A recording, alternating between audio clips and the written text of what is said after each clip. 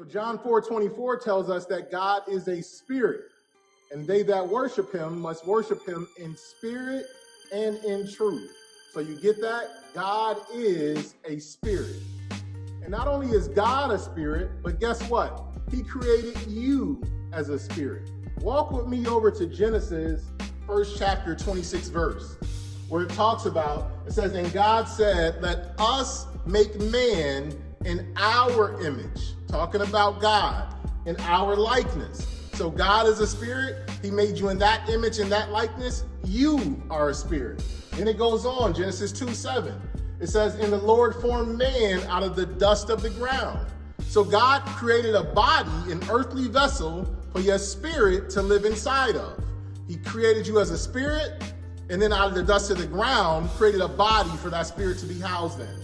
And then it goes on to read, and breathed into his nostrils the breath of life, and man became a living soul. So God breathed the breath of life into your nostrils, and it says you became a living soul. So what does that mean? Your soul is your mind, your will, and your emotions. So when God breathed the breath of life into you, you became a living soul, your mind, will, and emotion. So you do not have a spirit, you are a spirit. God is a spirit. He created man in his likeness. You are a spirit. Okay, Brother Moore, so I get it. I'm a spirit. God created me as a spirit. Who cares? The reason why that is essential, because that is the means, a vehicle called faith, that God allows you to see and experience things that causes you to come into belief in your spirit, not with your carnal eyes, but through the eyes of your spirit. So he's trying to communicate with you. He's trying to show you things through the authentic you, through who you really are. Do you remember what Jesus said in John 15:5? He said, I am the vine. This is Jesus talking. He said, I am the vine and you are the branches. And those who abide in me and I in them shall produce much fruit. Then he goes on to say, for apart from me, you can do nothing. Nothing, nothing. So Jesus is the vine and we are the branches. Now check this out. We know that the fruit grows on the branches. This is why we are referred as fruit bearers, because we are supposed to bear much fruit when the branch stays connected to the vine. Faith is the fruit that is produced when you stay connected to the vine. So how do you know when a branch has fruit on it? Obviously, you can see it. So likewise, how do you know when you have faith? Obviously, you can see it. Faith is the evidence. Evidence means anything that you can see or experience that causes you to believe. So the exact same way, you know, when fruit has appeared on that branch is the exact same way you authenticate when faith has appeared in your spirit. You can see it. You can see it. You can see it. Okay, so now let's be real. Seeing the fruit is not enough. It's not enough to see it. You want to eat it. You want that fruit to manifest itself in the flesh. You want to enjoy your harvest. So we're ready to enjoy some fruit. But for me to enjoy that fruit has to be released from the branch. Jesus is the vine.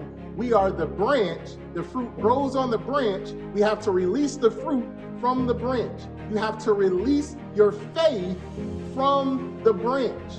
Faith goes out and appropriate what grace has made available. You have to release your faith just how you would have to release that fruit. Your faith is the fruit.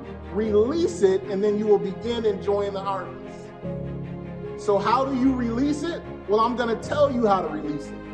When faith shows up, because you've been meditating on that word of God, meditating on that promise, it allows a level of visibility. It allows you to see through the eyes of your spirit the promise of God, exactly what you've been meditating on. That is what faith is designed to do: produce vision, produce evidence. Once you have that evidence, I want you to now bear witness to what you saw, not with these carnal eyes, but through the eyes of your spirit. I want you to bear witness to that. How do I bear witness to it? I just want you to speak it. You tell everything else. Tell what you saw in your spirit. Say it out loud. Speak it. Declare it. Command it in the name of Jesus. You see, the Word of God is the power of God. And we know the Word became flesh and dwelt among men. That Jesus is the living Word of God. And man, let me tell you, when you connect to that power, that Word of God, and that branch is connected to that vine, and the power hits your spirit, which is the authentic version of you, it will go down into your soul, your mind, will, and emotions. It will create an abundance, and then it will come out of your mouth and declare the word of the Lord. And when those things start coming out of your mouth, you are releasing Jesus into the atmosphere. And once Jesus is released, the blessing shows up. And the blessing is not only for you, it's for everything connected to you. When that blessing hits your body becomes a conduit for the blessing. That means your friends will be connected to the blessing. That means your family will be connected to the blessing. That means when you go on your job. That means when you're in your church. That means when you're in your community. That means even in the school system, the blessing will go wherever you go because you are connected to the vine. If there's one thing that I could get you to commit to stop doing, that would be stop trying to do everything in your own strength. You are not strong enough. You are not strong enough. Everything pertaining to life and godliness has already been made available. It's a free gift through salvation. Stop trying to work for it. Stop trying to use all this self-effort to accomplish what God has gifted you free through grace.